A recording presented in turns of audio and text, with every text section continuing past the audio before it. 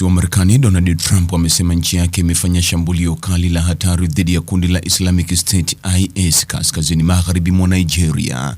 Kiongozi huyo wa Marekani amesema IS ni magaidi wakubwa na kulishutumu kundi hilo kwa kuwalenga na kuwaua kikatili Wakristo wasio na hatia. Trump amesema jeshi la Marekani limefanya mashambulizi hayo huku kamandi ya Marekani ya Afrika, AFRICOM, ikiripoti kwamba shambulio la Alhamisi lilifanywa kwa ushirikiano na Nigeria katika jimbo la Sokoto. Waziri wa mambo ya nje wa Nigeria Yusufu Maitama Tugari ameliambia shirika la utangazaji la Uingereza BBC ya kwamba hiyo ni operation ya pamoja inayolenga magaidi na haina uhusiano wowote na dini fulani. Tugari hakuondoa uwezekano wa kutokea mashambulizi mengi zaidi, akisema hilo litategemea maamuzi yatakayochukuliwa na uongozi wa nchi hizo mbili. Katika chapisho lake kwenye mtandao wa Truth Social Alhamisi jioni, Trump alisema, chini ya uongozi wangu nchi yetu haitaruhusu ugaidi wa misimamo mikali wa Kiislamu kustawi. Mwezi Novemba, Trump aliamuru jeshi la Marekani kujiandaa kuchukua hatua nchini Nigeria kukabiliana na makundi ya wanamgambo wa Kiislamu. Madai ya mauaji ya halaiki dhidi ya Wakristo wa Nigeria yamekuwa yakisambaa katika miezi ya hivi karibuni katika baadhi ya majukwaa ya wafuasi wa mrengo wa kulia wa Marekani. Wakati huo huo, waziri wa ulinzi wa Marekani Pete Hegseth alisema siku ya Alhamisi kwamba, "Nashukuru kwa msaada wa ushirikiano wa serikali ya Nigeria. Christmas njema," aliongeza kwenye mtandao wake wa X.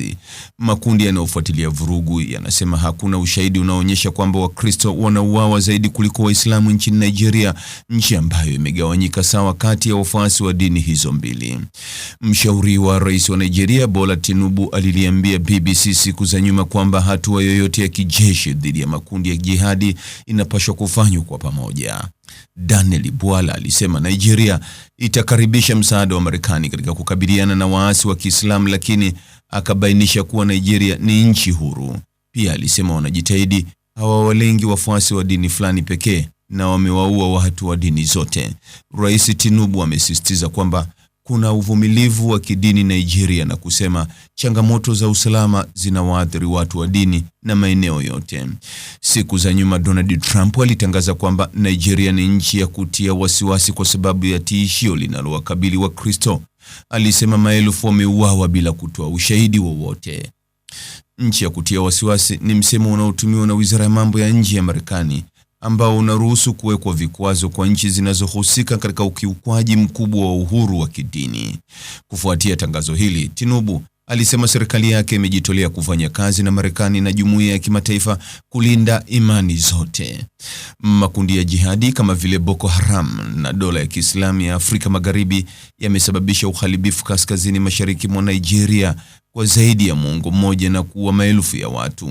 Hata hivyo, wengi wao waliouawa ni Waislamu kulingana na Akledi, kundi linalofuatilia vurugu za kisiasa kote ulimwenguni.